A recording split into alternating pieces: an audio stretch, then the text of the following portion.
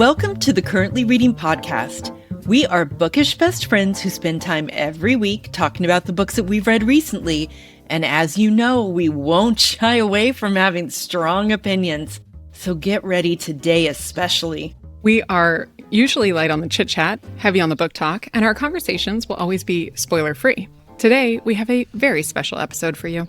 I'm Meredith Monday Schwartz. I'm both a mom and a Mimi and a full-time CEO living in Austin, Texas. And people with strong opinions are my very favorite people. And I'm Kaytee Cobb, a homeschooling mom of four living in Arizona, and strong bookish opinions give me life. This is episode number 49 of season 8, and we are so glad you're here. Yeah, and I think they can tell, Kaytee, what our episode might be about today. Do you think? But I don't think they know the secret sauce yet, Meredith. I'm so excited about this episode, especially because if you're watching on YouTube, you probably already know we have all 5 of our bookish friend hosts here together today, and we have a little game to play together. It is so fun to be all 5 of us for the first time. Elizabeth, of course, you are joining us for this group show for the very first time. Roxanna and Mary, it is always our favorite time to have you with us. So all 5 of us. And Kaytee, you had a fantastic idea for a game that we could play today. And we kind of went out and got some help from some of our bookish friends too. We did. We came up with a new game. Y'all have heard us cycle through a number of iterations of the group show over the years. This year, we are playing Consensus or Chaos. What this involves is we went to our bookish friends and I asked them, give us your strong bookish opinions, not about a specific book, but about the reading life in general, and do not hold back. Y'all, they did not hold back. They did not. There were so many opinions. They were liking each other's comments. Mary was in the comments like, y'all, you are just off the rails here. It was so fun. And so we have collated them all together today, and we will now make a ruling. We're going to judge these opinions. Each of us has, especially if you're watching, we did this special for you. We have scoring cards, just like you see with the judges in the Olympics. So one of us will read an opinion, and then we're all going to score it. Any outliers have to defend their choice. I'm so excited. All right. And Kaytee, remind us, so it's 1 through 5. 1 is we strongly agree. 1 is vehemently disagree. Okay. I hate this opinion. Okay. It's a 1-star opinion. Okay. Yes, 5 is a 5-star opinion. I love this. I co-sign it. It's my ride or die. Mostly, we're not going to have any 3s, guys. We are here for strong opinions, and we want to vehemently agree or vehemently disagree with them. I can't wait to get started. Let's make sure for the audio, though, that everybody recognizes everybody else's voice. So I'm Kaytee, and you already heard Meredith talking. Roxanna, can you say hi to everybody for us? Hi, everyone. I'm Roxanna. I'm so happy to be here. I have some very strong opinions today. All right. And then Mary is going to chime in for us from Wisconsin. Hi, everybody. It's Mary. I'm so excited to have these conversations with my bookish besties. And of course, you all know Elizabeth because she has been around lately to share her opinions with us. Elizabeth, say hi. Hi, everybody. I'm so happy to be invited to the party. I think I've been watching these videos since the co-video day, so I can't believe I was invited to the party, and I have lots of strong opinions as well. I love it. This is going to be such a good conversation. And the topics that we got from the group, there were some spicy hot takes. Yeah, some of them had my jaw on the floor. Okay, let's go ahead and get started. We are learning as we go. So let's see what happens here. Based on the way people look on my screen, which has no relevance to anybody else, I'm going to ask Roxanna to start us out with her very first opinion that she wants us to rule on for this Consensus or Chaos episode. Okay. You know, Kaytee, I'm going to go off script right at the beginning because I'm just a jerk like that, and I'm creating chaos.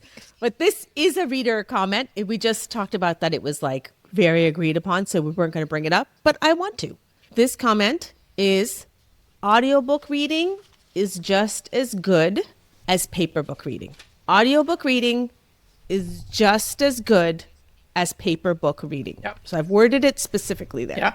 Okay. I mean, everybody put up their audiobooks are just as much reading as reading any other kind of reading. Okay. All right. Let's score it. Yeah. Okay. So we are all going to hold up our number. Okay. And see where we land. Uh-oh. All right. I'm holding up a 5. We have 5 across the board, except for our chaos sewer herself. All right, Roxanna. Ma'am, Get into the hot seat, my friend. tell us about your 2. So it's funny because in our chat, Kaytee, I was like, well, we're not going to bring up ones that everybody agrees with, like audiobooks are just reading. And then I thought about it. And you all know, everybody who listens to the show knows, I listen to audiobooks. I love audiobooks. Okay. But as I was thinking about this, I don't think audiobook reading is as good as paper reading. Good as in, so this is how I was thinking about it. So my son Mika and my daughter Kieran are home for the summer. Kieran's a big reader. Mika is not. Mika asked me, like, they're going to have enforced reading time. Can I just listen to audiobooks? He's ADHD. He takes in audio. That's great. Of course he can. That's not his reading time. So for me, I said, you have to pick up a paper book. So clearly in my head, I don't think they're the same. And then as I thought about it, I thought, to me, it's not the same. Audio, like I go for walks and I can do other things. I can clean the kitchen and I can do all these other things, right? If I am with a paper book, the focus and the attention I have to put in, the fact that I can't have another stimulus, I have to look at stationary words on a page that are not moving, that make my kind of have to hold my attention. It is a different muscle, and it's a more important muscle because you can multitask with audio, but that looking at a boring black and white stationary page and keeping your eyes and then trying to make the world behind it, I think that's an important skill. So I'm training myself. I listen to audiobooks, but I'm training myself to do more paper books. And I'm telling Mika and Kieran, you have to have 30 minutes of paper reading. So I think they both count. It is not a count. I think they both count. But I do think paper book reading is better. I hear people throwing the tomatoes at me, but I think it's better than audiobook. Okay, but I think I don't think that you would say, maybe I'm wrong, and Lord knows, correct me if I'm wrong.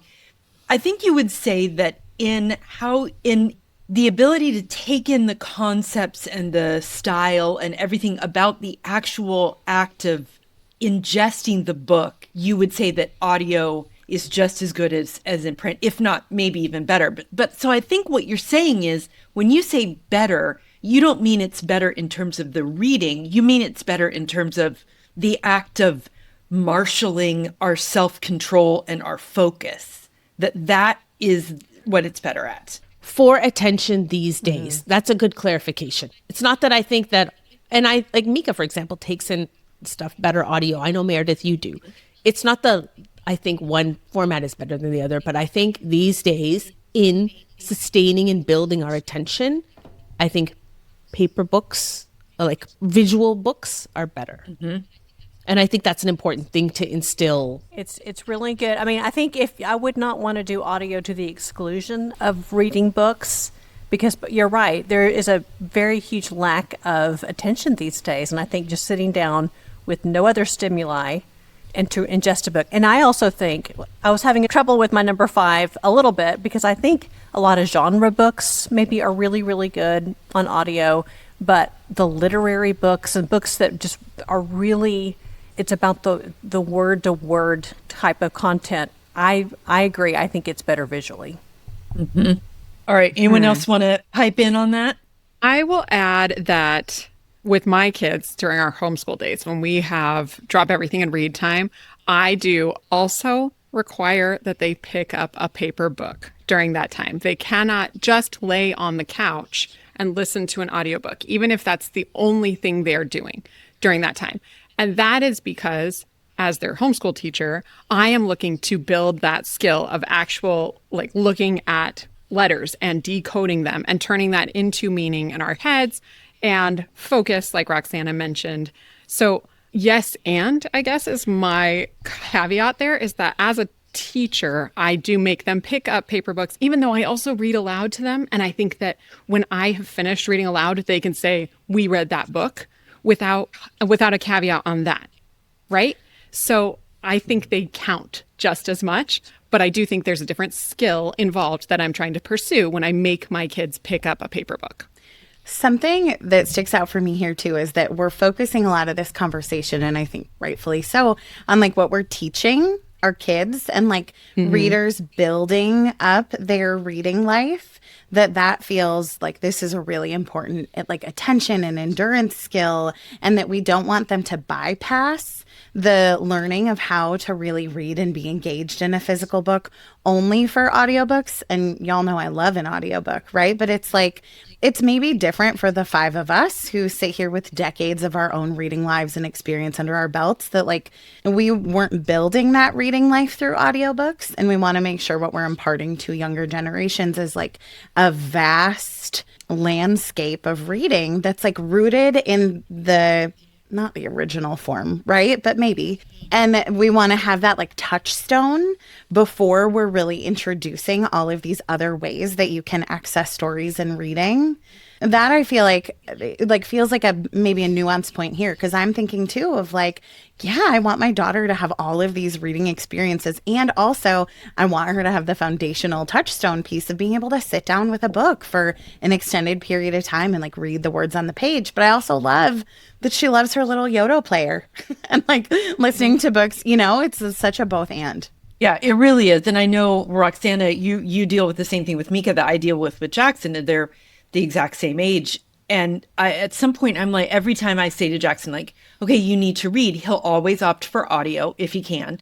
And I'm always like, dude, but you have to know how to actually read a book. Like, audio is great. But to your point, Mary, but you also have to have the foundation of actually being able to read, to sit down and read a book. That has more to do with marshaling the self-control and discipline of his body and his attention than it does with anything else. So I think that's a nuanced opinion, Roxanna, that I do think makes a lot of sense. Well, and I will say one child of mine is an atrocious speller. One is excellent. You guess which one, right? Sure. Like something about seeing them visually on the page. Now, Mika does tell me, listen, we have spell check. My ideas are still great. Gosh, yeah. I have a great vocabulary. Like he'll fight back, and he's a smart kid. Yeah. And he's right? And he has many other skills. But I do think the seeing the words and being able to spell them. So yeah, I'm not by any means saying it doesn't count, but I think there's a nuance there that I don't want kids, even reluctant readers, to lose in being able to pick up a paper book. A touchstone. All right, Kaytee, who comes next? All right, Mary, you are next in my random rotation, but it's going to stay the same. So Mary, tell us your death panel opinion. Okay. My first one here, I've got, what do you need a bookmark for? Use a random scrap of paper, a bauble, a crisp packet, and if it's your own book, it's okay to dog ear. And I'll be curious to see where we all land with this one. Okay, ready to rate? 3, We all ready 2, 1. Ooh, Meredith, our outlier. So we have 2 5s, 2 4s, and as Mary said, Meredith is our outlier with a 2. Right. Now, Let's hear it. I am biased. Obviously, yes, you can use almost anything as a bookmark. I have been known to use a lot of different things as bookmark. I have been known to use a Dorito as a bookmark. Like it has happened. Not recently, but like when I was a kid. It happens. A Dorito. But I enjoy my bookmark collection so much, and I enjoy with every print book choosing the right bookmark for that particular book. It's what it's about, what it looks like, you know, all of that. I enjoy buying a bookmark every bookstore that I go into to add to that collection. So I think bookmarks are really, really lovely. But yes, you can use anything to mark a page. I just don't prefer dog earing in my own books, and I wouldn't dog ear a library book. Never would I dog ear a library book. It's funny because I also love my bookmark collection. I got some really fun, humdrum paper, has like these really cool kind of thick cardboardy, really fun designs. So I love a bookmark, but what's so funny is I used to be, as a kid, a vehement dog earer. And I like dropped that as I became more like of an adult reader, and especially got into like talking books with people online. And it was like my secret shame that everybody's like, I would never dog ear a bookmark. And here I'm like, don't look at my shelves.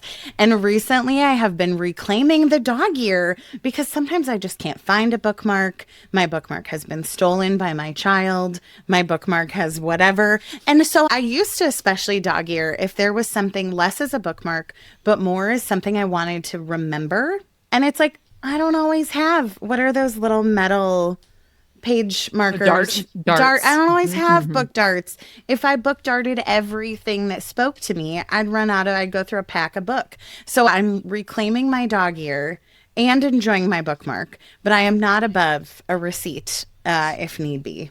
For sure. A hair tie. My God, inventing gum wrappers. Oh, a gum wrapper is a good one, actually, because Yeah. they get so nice and thin. Yeah. that Mine with the has a receipt in aluminum. it right now from a bookstore.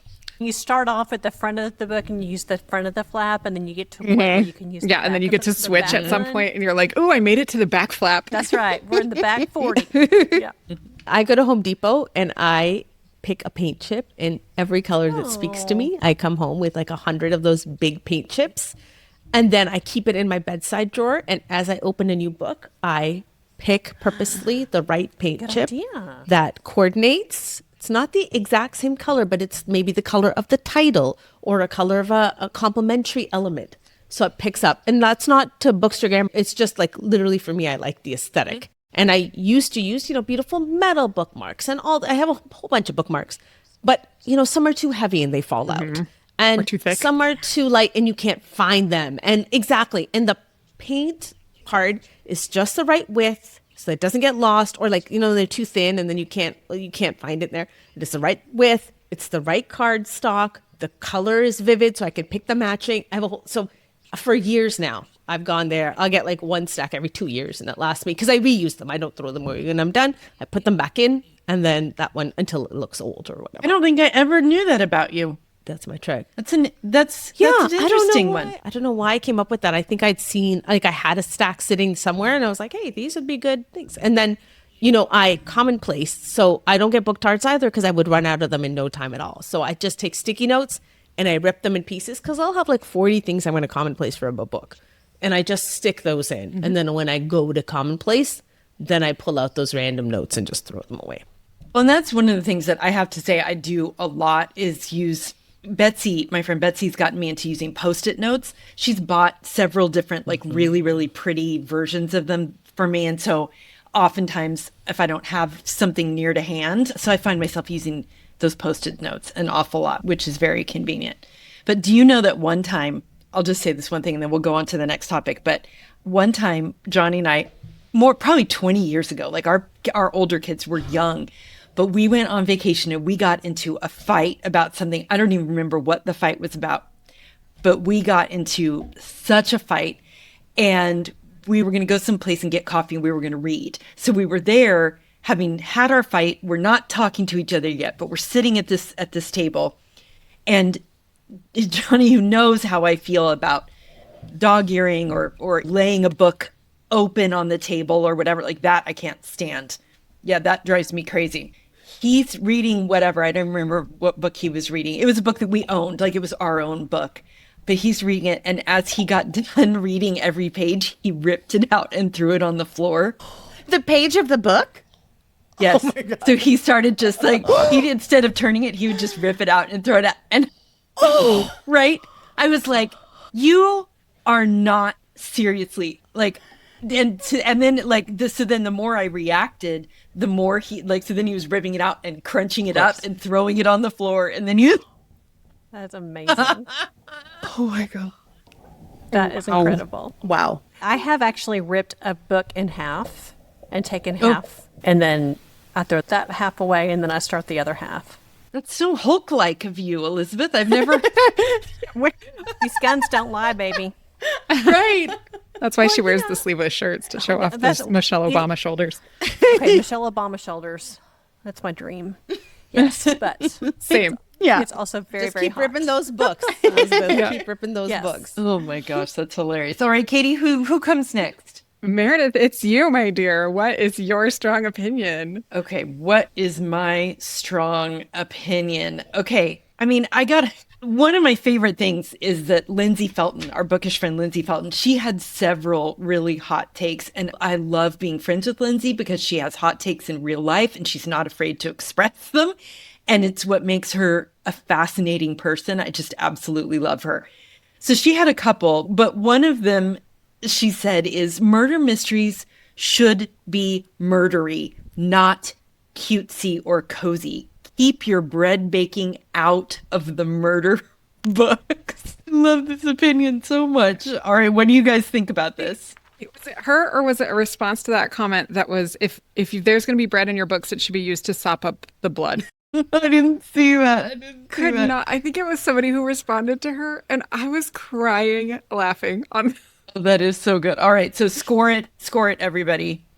Okay, we've got 2 1s, we've got 2 5s, and we've got a 2. So, Elizabeth, let's start with you. Okay. You agreed with this opinion. I do. And I think I agree with it because I'm trying with all things Murderful to make sure they're not all serial killers, they're not all slashers. So I have tried recently to find a few more cozy mysteries, and the last one I just read was called The Chowder House Murder. And I was like, oh, this will be in Maine, this will be amazing, and it was so dumb. Sorry. It just It's clammy. Clammy. Well, I mean, I love clam chowder, and I thought, well, this will be fun. But I just think, stay in your lane. If you want to read about murder, it better just make it murdery. I agree. Like you can have a romance with bread baking, okay?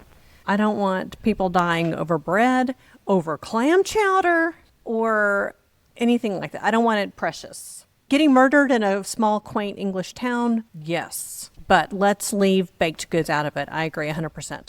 All right, Roxana, you disagree. What do you think?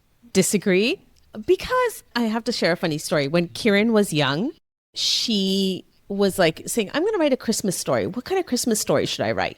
I said, you should write like a cozy story. And she's like, what's that? I'm like, well, it's like a Christmas, Christmassy things happen, but then somebody's murdered. And she's like, what? I'm like, yeah, like it's like a Christmas festival, but then somebody dies. She's like, what? Somebody kills somebody, but you do it with what do you mean? But you're making gingerbread, and I don't understand. And I was like, yeah, I guess that's weird. Like I hadn't actually thought about it, but I was like, yeah, I guess that's strange, So I hear this opinion, and I get how it's strange, but I just love a cozy murder. I just do, when it's bloodless and off the page. Now it has to be well written, and I agree with you, Elizabeth. I'll say maybe 90% of them are not well written. But there is something around like a Christmas time or something. You sit down with your, my Crumbling Chronicles. I'll sit down with my apple crumble, and I open one of those, and somebody is, like putting on a Christmas festival, and somebody falls from, as they're hanging up the town's Christmas lights, and they're, dead. And then everybody has to find out who. I love it. I love it. So it's a strange concept, yes, but I'm all for it. I think for me, and I would agree again across the board, I want it to be well done. And so generally we all know the kind of more stereotypical what we think of when we think of cozy mysteries, where there's like 78 in the series and they all, right? Like I haven't read, I don't think there's anything wrong with that. That's not typically what I read when I'm reading cozy. But do you know the reason I stay away from more gory kind of slasher is, as a therapist, I hear about the horrible things about the human condition all the time that when I was working in community mental health with like really hard stuff, I like had to stop watching the news and all that stuff, that it's like, I need my books to not feel like my work. And sometimes the really terrible ones feel like the hardest parts of my work. And so when I really need to escape, but I also love the propulsion of a mystery, that is when I am reaching for cozier. And I think your point is so valid, Elizabeth. And also, I'm like, personally for me, I need my books to counteract some of the intensity of the rest of my life. And also, I recognize that some of them I read, I'm like, nobody needs to know that I read this. I don't need to openly share this one, but it was nice and comforting. And it's usually, like you said, Roxana, Christmas. Like a cozy Christmas murder, an autumnal murder in the pumpkin patch. Like that feels like a good foil to the rest of my life. But this is a very specific me take, and I hear that. I know. I love a sweet book. Let's just say I love a sweet book, but Precious Murder is not. I just don't think they're as well written, and that's okay. We don't have to always read, Pulitzer Prize winning books. Well, part of it is a quality issue. Part of it is a quantity issue. There just have been, it's not as much anymore, but for a while there was just so much of it that was being put out. But I think it's part of the reason why cozy fantasy has really become so popular, it's because all of a sudden you had the ability to have all that coziness, that escape that you're talking about, that like, I just need to read a book where I know that a serial killer is not going to be a part of the plot. Like, I need to find a safe place in my reading. And cozy fantasy has been a really lovely addition to the kind of shelf where you can choose from for that. Because the murder simply gave us the reason to be in the story, right? The murder it's never about the murder. It's always just like, it just gives us the excuse to be there. So I find myself going to cozy fantasy much more than I go to cozy mystery now. But I disagree with the opinion. Lindsay will hopefully forgive me, because I just think that there's got to be something for everybody. All right. So who's next? Okay. I thought that was a lovely discussion. Elizabeth, it is your turn. Okay, I am combining two that are about the style of books. So I'm going to read both of them, and I have different opinions on both. First one, I like deckled edges. That's one of them. That's also from Lindsay. And the other one is, I hate French flaps with a fiery passion. I cut them off my kids' books. So the first one, I liked deckled edges. Does anyone have an opinion about that? Wait. Let me think about this. I like deckled edges. Okay. Yes. Yes. And deckled edges are those, I know I should know this, but it's like when the pages are uneven, They're right? ripped. In They're the pre-ripped. Yeah. Okay, All right. are you ready? Here we go. 1, 2, Ooh. Elizabeth, you hate deckled edges? You hate deckled edges? I won't read a book if it's got freaking deckled edges, because I And can't there are a lot flip. of people that feel that way. I know that there are. Yeah. Yep, I hate I the love- deckled edge with all my heart. I will not read it. Okay, so that's that one. But why, Elizabeth? Because I can't flip. Let's rule them both. Okay, so the second one is, I hate French flaps with a fiery. So I hate French flaps. French flap. I hate French flaps. All right, that one had 4 ones and 1 5 that Elizabeth agreed with hating French flaps. I know it's like math. Do you like French flaps, Elizabeth? I love a French flap. I feel like Okay, that's all right, when okay. paperbacks- Okay, let's do it again. Let's do it again. Okay. Just read it again, and then we'll all rule again. Sorry, I was confused. I hate French flaps with a fiery passion. Ready? 1, 2, 3. Okay, Full so consensus. We do have a consensus on that one. Ones across the board. I love a French flap. I feel fancy. I feel like that is like elevated paperback. And I love Europa is one of my favorite publishers. They have gorgeous French flaps. Every paperback should have a French flap. I agree. Yes. I agree. I I'm love going to French say flaps. that's my, Now, a deckled edge. I can't flip pages with flip. I have to go to the top and do this with my books, and I don't like doing that. That's what I've heard people say, I can't flip. that they have trouble turning their pages. And why would you want, what is the purpose of a deckled edge? Why? I need It's to know fancy. why. It's fancy. French flaps are fancy. Deckled edges are stupid. Because the French are fancy. Yeah. Okay, but a lot of times these two things go together anymore, Elizabeth. Does one overrule the other? I will not read a deckled edge. I will pick that up on audio. Like, you're dead to me. Yeah, I do feel like mostly French flaps are with straight edges. I'm gonna pretty sure say I that. could find some, but I'm sure you can find them, but maybe those are cozy fantasy, and I'm not going to read it. yeah. Okay, wait. So deckled edges first came from when signatures were bound using like sewing and string and whatnot, and they had to be cut open every time somebody started their book. So they would like slide not like a letter opener, but an actual knife into the signature and then slice through, and it would make that edge on it like very clearly delineated for each signature. That's where the deckled edges originally came from. And I do think that like classic feeling is what makes it feel fancy. Like now they have to intentionally make that, right? Like it's not like we're all slicing our books open to get like some virgin story inside. Oh, you're not, Katie? Just kidding. No, I've never gotten to slice my books open. I've never torn one in half either, but that's just me. But yeah, I don't know. I feel like spicy opinion. Okay. Oh, it's my turn. Yay. I forgot my own rules. You guys, I'm sorry. Okay. All right. I am excited about a lot of these opinions, but I noticed that there was a theme having to do with the design of books. So I'm kind of coattailing off Elizabeth here. The one that I really loved, and because I also have strong opinions about this, Zoe said, "Why does the author's name have to sometimes be larger than the title? I think the title should always be larger. I know they're trying to sell books, but it's super confusing when I have to hunt for the much smaller title." Okay, do we agree or disagree on this one, knowing that they are trying to sell books? Ready to score? Let's see if Roxana's ready. In 3, 2, 1. Ooh, okay. We have another interesting spread. We've got a 1, 2 2s, and 2 5s. So, Meredith, as our vehement disagree, this opinion can die.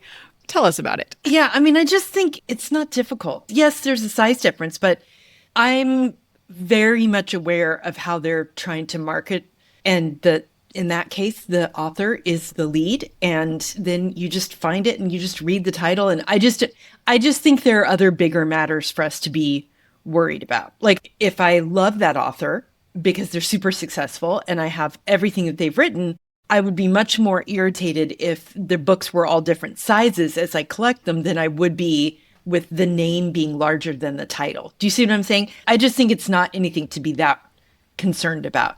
Yes. Yes. And this one does go along with kind of a theme about standardization in books, like making sure they're all the same size. And one of my favorite ones, which I've already been on this ride or die opinion for quite some time, is that series should always have a series number on the spine. So it's easy to put them in order. And I think this kind of goes along with that, right? Like, if we as readers want to be able to quickly glance at things and figure out, oh, that series all goes together because those books are all the same size and they have the same, spine design or whatever. And these ones are all by the same author. So the text is the same across the board. Like, that makes my brain calm and happy. So I like the title will always be bigger than the author's name, because then you could quickly look and see. And honestly, I would prefer that the title always be at the top and the author's name always be at the bottom. But that is another spicy opinion that probably does not have people agree with it. So, right. Elizabeth, from your point of view, from a bookseller's point of view, does this come into play for you guys at all? I think that's why I said 2. It always makes me really happy when an author gets to a point where their name is bigger, because I'm like, way to go. You've made it. That's one of the big signs that you have made it. And most of the time, when people come in, they're like, I'd like to read the new Kristen Hanna or the new Frida McFadden. It's a lot easier with authors, I think, who are churning out a book a year to remember the name of the author rather than necessarily the name of the book. So I'm happy for authors who have their names bigger than the title. Yeah. okay. All right. Are we going back around? Yes. Let's see. Where are Although we? it would be Roxana's turn. So are we ready? Roxana, what do you have for us? Okay. There's so many good ones here. Okay. This is a good one. It's still a book club if it happens over text when you have time. Did you hear that all? Everybody got it? Still a book Okay. club if it's all over text and when you have time. Yes. It's still a book club. Okay. That's the opinion. Everybody choose your numbers. Okay. Okay. 3, 2, 1. Ooh, interesting. 3 1s and 2 2s. So we are disagreeing on this. Roxana, what's your take on it? Yeah. I don't think that's true. I think that's a buddy read. Yes. Yes. I don't think that's a book club. Okay. And having been part of buddy reads and being part of book clubs, there's a few things about book clubs that make it different. Okay. Even if it's a lot of people in that group text, say, right? There's something about being together virtually or in person at a certain time and discussing a book, because it often leads to long asides about other things. And then you hop off that person and then you're sharing things. And I find in text, of course, you might share an opinion where you say, yeah, this reminds me of this happened in my life, and somebody will share that. But because it's text, you're less likely to do that. I also find book clubs are organized. Every month, we're going to discuss this. I'm not saying one is better than the other. I don't believe that. I just think that a buddy read is different from a book club. And, for somebody who preferred buddy reads, frankly, for a long time over book clubs, I think both are good, but they're different things. Both are reading in community, but this is really a buddy read. And there are a lot of big benefits to that. Like, man, before the show, I didn't even know what a buddy read was. And like, buddy reading is such a joy in my life. And, and I thought I hated book clubs, and it turns out I like being in a book club too, but they are different. We all get to learn and grow, and we're allowed to change our opinions too. All things reconsidered, exactly. I've been in the same book club for 20 years, and we always do a theme. We're all we love to cook and we love to entertain. And so I think it makes even my reading experience different because I'm looking for cues on what we're going to serve for drinks, what we're going to serve for food, how we're going to go about the discussion. So I'm a big proponent of a really good book club. Love it. But again, if this is your season that you just need the other and you're not even as social, that's great. It's all great, but it's just not the same. And again, the book club that I'm in is completely virtual, right? Like it's great to meet in person is fantastic and be able, like, there's benefits to that. But also a book club where 6 of us get together on a set date and time and talk about a set book that we've all read, even though we're all over the country. That's also, there's just so many different kinds of ways to read in community. I love it. Yes, definitely. Then Meredith, it is your turn with a strong opinion. Okay. So most books don't need to be more than 350 pages. Most books, this is the opinion from bookish friend Ashley, most books don't need to be more than 350 pages. All right, tell us what your score is. Ready? 3, 2, 1. Wait, wrong. Wait, hang on. Gotta find my right number.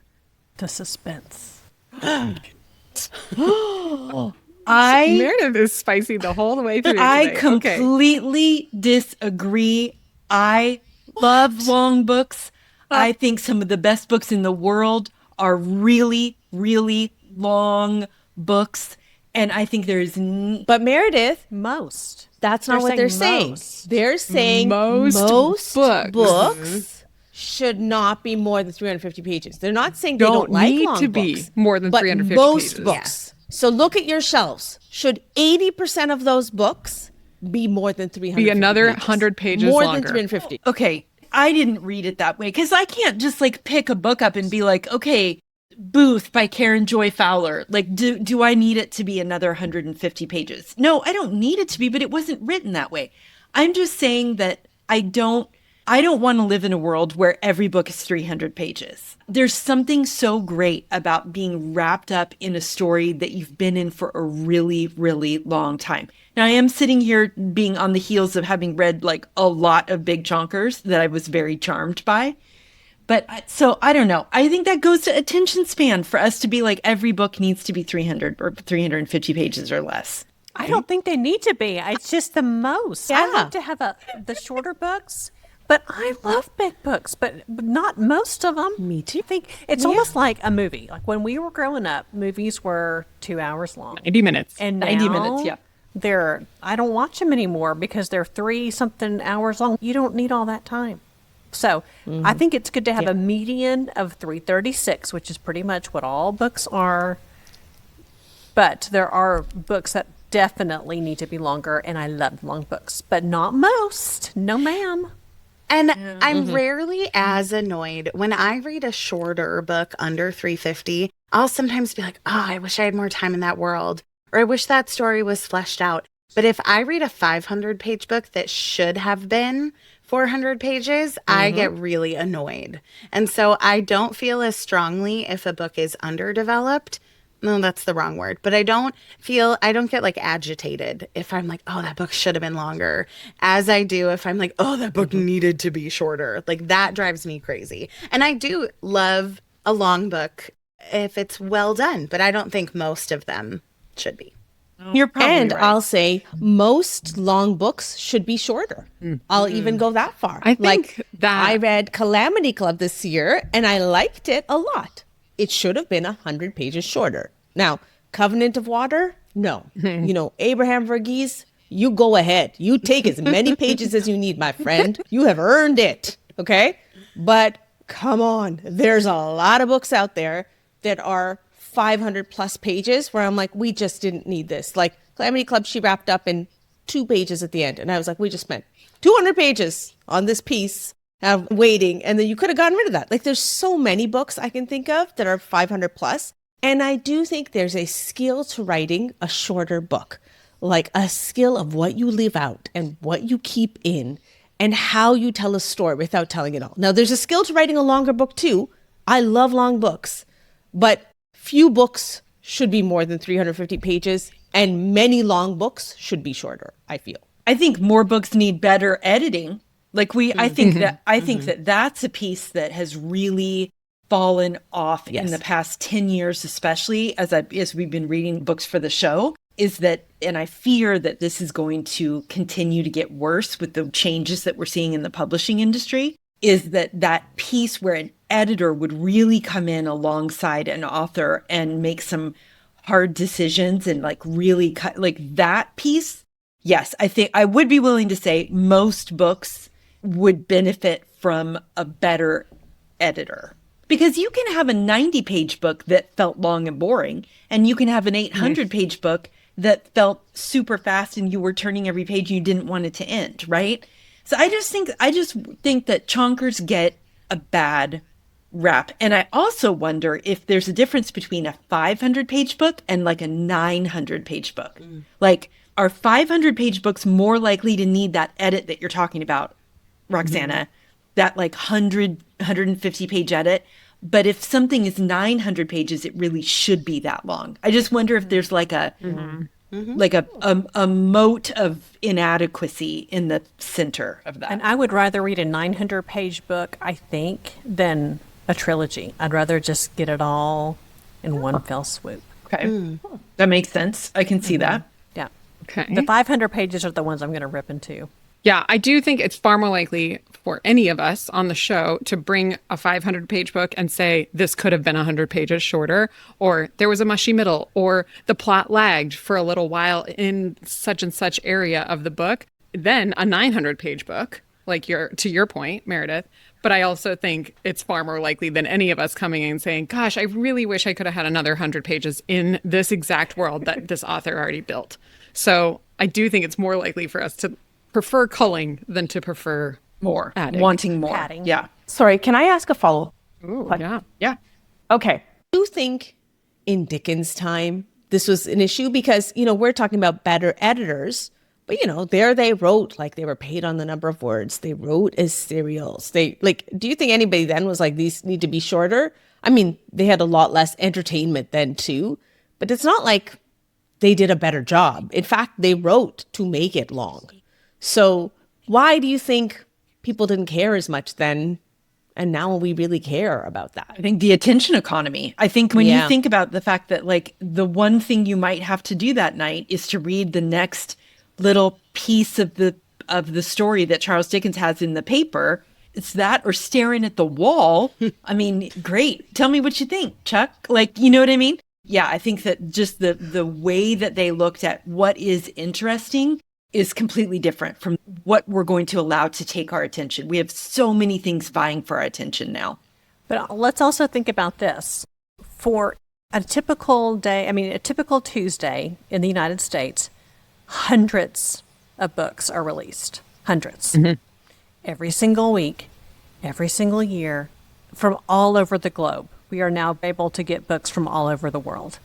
In Charles Dickens' time, it was Chuck. Like you said, there weren't a whole lot of options. That's why, back in the day, there were mysteries that had, 50, number 50 in the whatever series. You just don't see that anymore. You see trilogies, you see duologies, because people are done. They're ready to move on to the next author, the next world. They did not have that option back in Charles Dickens' day. So I'm sure they hung on every word, because in England you were reading English authors or British authors, and not just the absolute deluge that we get every Tuesday here in the United States, and I'm sure in Canada as well. So yeah, that's part of it too. Here, let me tell you a spicy take that I've been thinking about. I've been thinking a lot about it.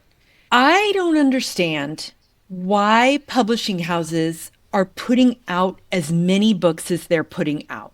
Like, from a pure profit and loss perspective, if it is rare for books to even sell 10,000 copies, and apparently that is even... It's rare to sell 3,000. Right.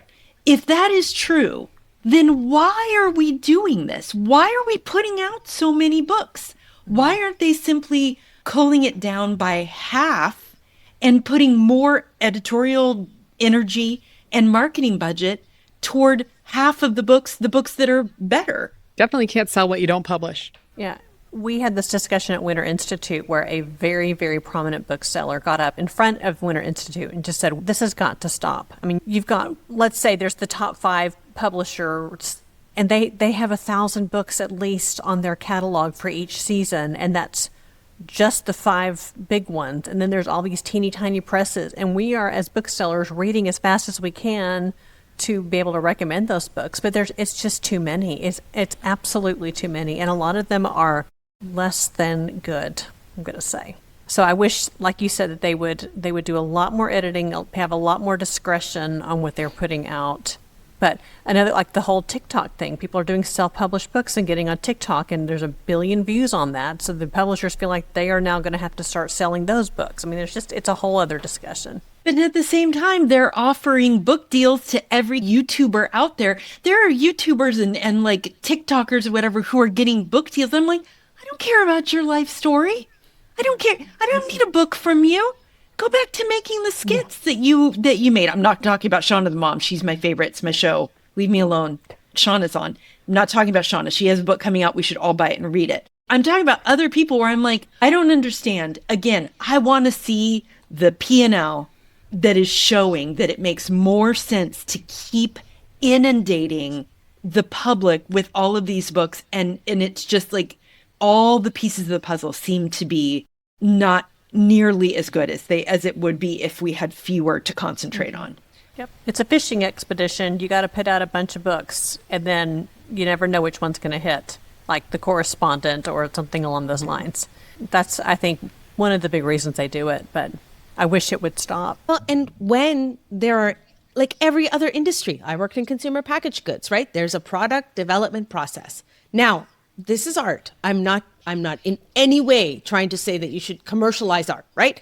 But what I'm trying to say is when you are printing out 100 different like read-alikes of a certain book, why don't you cull those? Have a focus group, to your point, Meredith.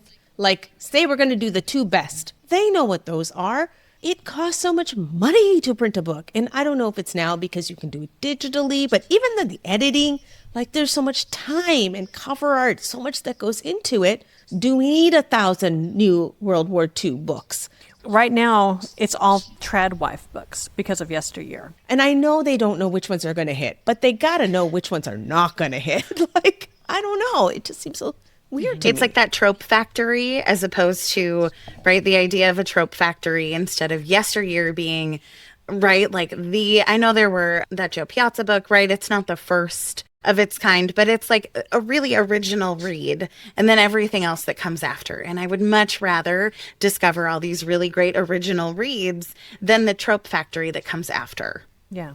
Right. Agree. Now, I realized by having the take like, oh, we shouldn't be publishing as many books as we publish, I realized that what we risk is having the books that get culled, that don't get published, be the ones by diverse voices, by, the ones that we really need to be. So I would, if I had to choose, I would rather a system that is more egalitarian than less. But I just feel like that's a false choice. And I feel like we should be at a place where we could get fewer, higher quality books that at least then we could all have a moment to figure out like the ones that are really great and let's talk about those and elevate those. I constantly feel like I'm going to miss a really great book because there's just so much coming at us all the time. And we get 50, 60 emails a week from, I would say far more than that. Authors wanting us to read their books. It's impossible to keep up with. And I'm just always worried that we're going to miss something. There's just too much. It's a fire hose. Agree. Sorry, I jumped in there with my spicy take. It's okay. It's all relevant. It's all bookish conversation, just like we promised at the top of the show. Elizabeth, let's rapid fire the 2 of us. We're going to hit us with our final spicy opinions. What do you got for us? I have one that is super spicy, maybe, but one of them says, I'm tired of reading books written by men. I don't even need to wait. Done. Honestly. Yeah. Our first 3. Our finally a first 3. 3. All right. Roxanna gave it a 3. Elizabeth, go ahead. I read more women than I read men. There is no doubt. But I think there's such a feeling of it's half the population, roughly half the books written are by men. And I don't want to miss really good books just because the author thinks about the Roman Empire. I think there's a lot of really, really good male authors, and I don't think that we need to throw them all in one big basket and dismiss them. I think it's very important to read female authors, diverse authors, and I think it's important to read from the male perspective too, as mothers of sons, and we have husbands and other people we deal with on a daily basis, half of the population. And I think we're doing a great disservice in our society by only, and I hear it all the time, I don't want to read male authors anymore. And I'm like, there's fantastic books out there written by men. Why would you completely dismiss books based on that? So I feel very strongly about this. And I also, again, mostly read women, and I love female authors, and I will highlight them to the ends of the earth. More books are written by women. But I do not like the idea that we're tired of reading men or we don't want to hear from the male perspective. That makes sense. Kaytee, what about you? If I have multiple books in front of me, the fastest way that I can get rid of some things from my TBR is, okay, well, I'm only going to read the women. Like, I feel like, especially within this, like, let's say Northern Hemisphere, so that we've got Roxanna and everybody else on this continent with us, we are so inundated every day with the opinions of men that I don't need it in my reading life. And even if I don't go seek it out, I'm going to find it anyway. It's going to be in the news. It's going to be everywhere I look. And that is not to say that I wish I had never read a book written by a man. Some of my favorite authors are men. Like, just the other day, I was talking about David Sedaris, Jason Reynolds, S.A. Cosby. I adore these authors. I love what they write. And also, if I never read another book written by a man, I would still have the opinions of men constantly in my life and their stories constantly elevated around me. So I just don't need them. I'll piggyback off of Kaytee because I think I share a lot of that. And some of this for me is just, I was looking at my recently read books and I just haven't. I don't gravitate towards books written by men, and that's not necessarily on purpose. Totally. There are some of my favorite books of all time written by men, but also generally I'm more interested. Obviously, I can't speak to this from the male perspective, but I will more often see men poorly writing women than I think I see women poorly writing men. I agree with Kaytee that it feels like men's opinions are in my ears all day long of the media. The air surrounding us. Right? The air surrounding us, that I don't necessarily feel the need to purposefully seek it out. And I just so happen to be reading a lot of women, and I feel good and fine about that. I would never say, oh, I'm not going to read that because it's by a man. But generally, I'm going to gravitate towards books by women. And I also think if we look at the arc of time, right? We've been reading books by men for all of time. I think it's fine to catch up a little bit and read more books by women and maybe equal things out. But I agree that there's nuance here. But if I'm going to pick one, it's going to be a 5. Roxanna, I want to hear about you in the middle. Yeah, I think, okay, now that I have Elizabeth's opinion, I think I'll be a 2. So I was a 3 because I wasn't sure if men represented proportionally the amount of books out there. Like, if men were way more, if they were 70% of books written and women were 30%, then I would say, okay. But if it's 50-50, I think women readers, largely reading women writers, can be dangerous. And I also think, because what I think is the bigger problem is reading from a representational group of people, diverse group of people, not just diverse, and I gotta say this, guys, not just diverse in America, because that's what we get a lot of, okay? Diverse in the world. We don't get a lot of voices from around the world. That is not readers' fault. That's because it's expensive to translate. It's expensive to bring in books. We're already getting so much from America to go to other places. I get that. But when you look at the amount of perspectives we get from different countries in the world, it is minute. And so, we get a lot of immigrant stories. We don't get a lot from different places in the world. So if I'm reading The Jinn and the God of Tuesday by a Bangladeshi man, if I'm reading Abraham Verghese' story, there's so many stories that are written by men that have different perspectives, right? Like Funny Boy, Shams Salvador, an old one, but like from Sri Lanka. I am learning a lot about those cultures and the men in those cultures and people in those cultures, and that to me is underrepresented. Yes, I have men's voices in my ears all the time. Do I have Bangladeshi men and Ugandan men and, Chinese men and Japanese men. No, I don't. So for me, it's not about evening out the men or reading more women. It's just reading people from different worldviews in different countries. And I make a concerted effort, and it is still so hard to find. So to me, I'd still read and trans men, and I realize this question wasn't to trans. I get that. But I just think there's a lot of diverse male perspectives out there that we need more of a worldview than a male-female dichotomy. This goes back, the comment that you just made, Roxanna, goes back to the actual moment that I knew that Roxanna was going to be like a soulmate level friend.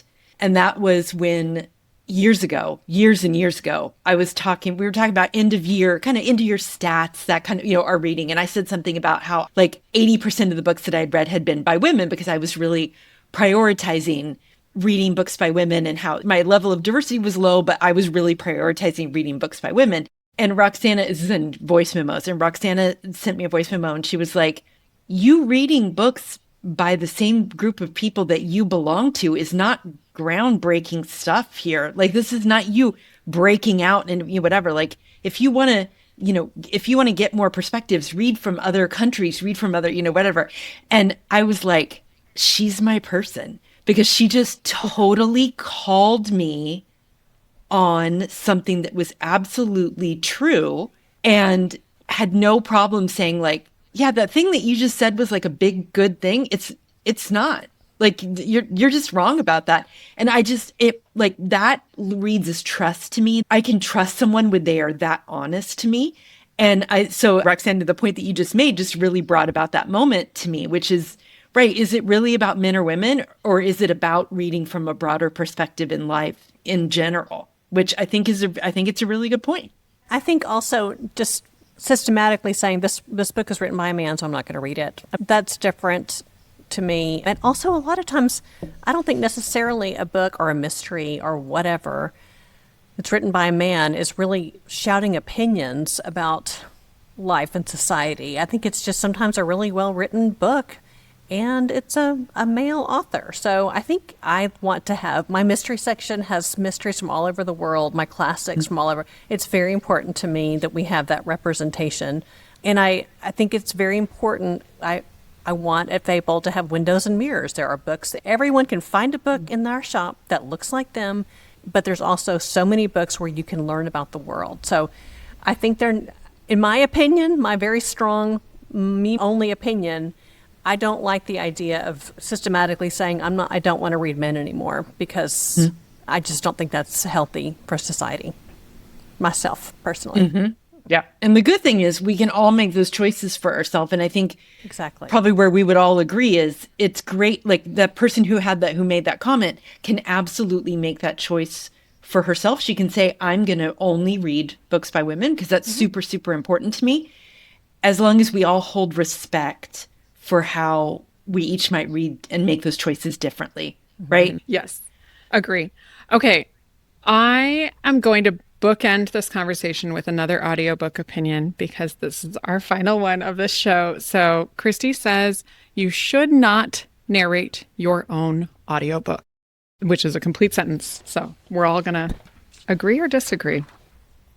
Again, Meredith is the outlier. We have 1 from Elizabeth, 3 2s from Mary, Roxanna, and myself. And then Meredith gave it a 5. She vehemently agrees with this opinion. Meredith?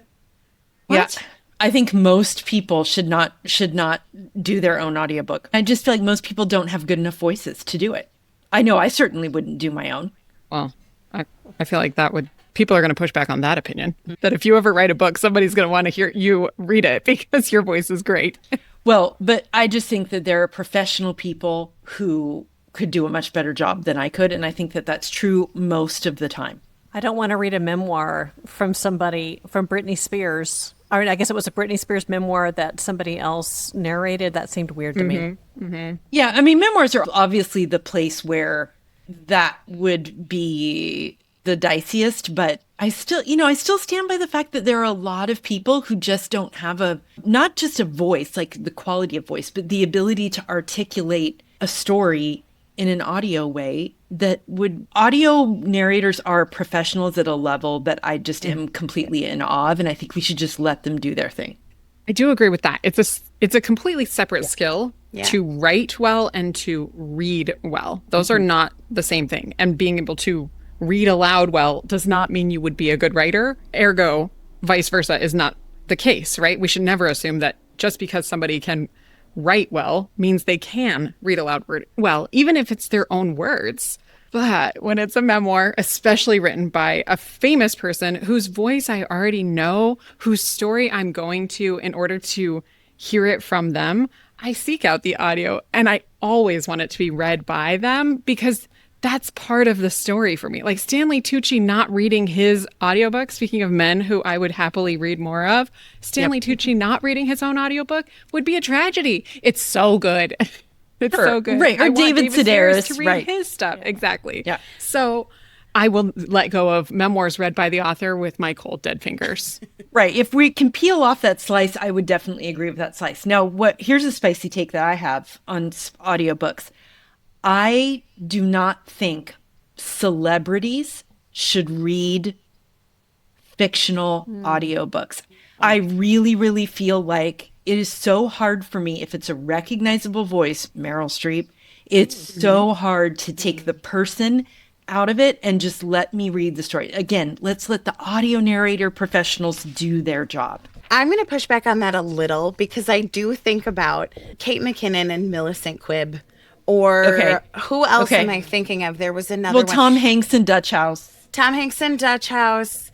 Robert Bathurst and Louise Penny. Three Pines. Yeah. Right. I do have some exceptions to this rule, which is why I put myself at a 2, because I think that there are authors who should not be reading their books. And I think that there's exceptions to the rules that I've really enjoyed. So I can't get out a 1 or a 5 with this one, but I lean more strongly towards I've had more enjoyable exceptions than I have had terrible experiences. Maybe that's just because if the audio is really bad, I would just dip out and be like, time to grab the print book. Well, and I will say, I think before authors thought they could read more of their audiobooks before they realized what an art it was. And I do see less of that now. And I'm grateful for that because I 100% agree with you, Meredith. Like fictional books and even memoirs, if they're not good readers, like I'll even go that far because it's not even the reading, it's the directing. You know, like, first of all, you're talking at 1 speed, which, God, like that already, and being able to imbue that with some sort of emotion when you're speaking like this. So most of the time, I agree with you. I will say when I heard that Anne Patchett was going to narrate her own book for Whistler, I was very scared.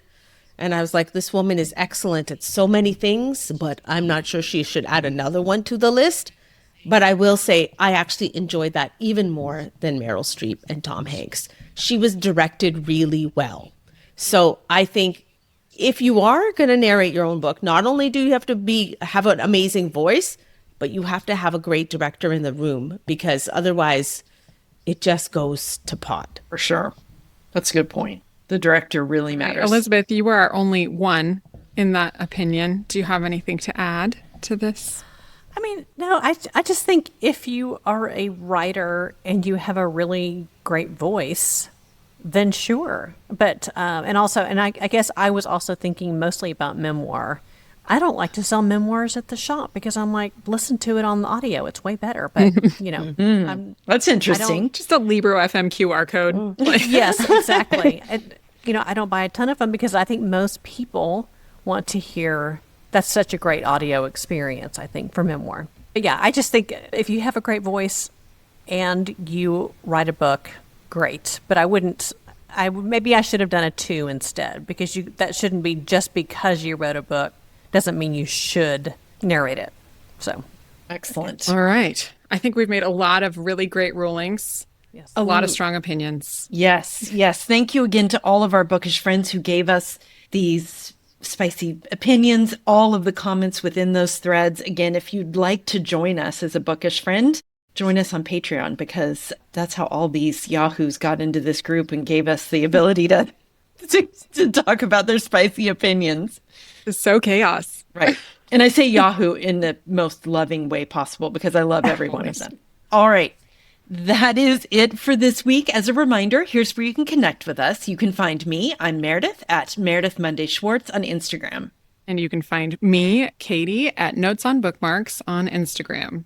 You can find me, Roxanna, at Roxanna the Reader on Instagrams. You can find me, Mary, at Mary Reads and Makes on Instagram. And you can find me, Elizabeth, at Waco Reads on Instagram.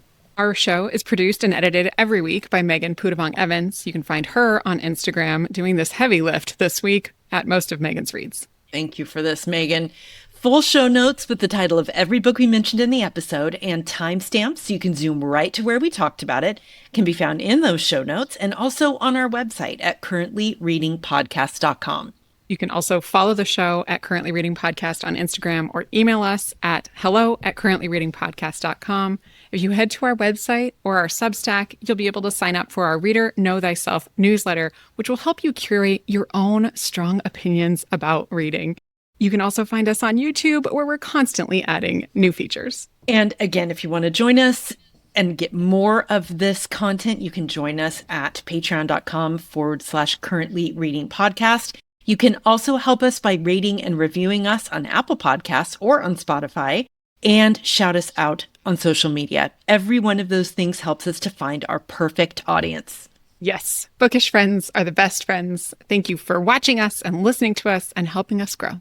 Right, until next week, may your coffee be hot and your book be unputdownable. Happy reading! Happy reading! Happy reading! Happy reading!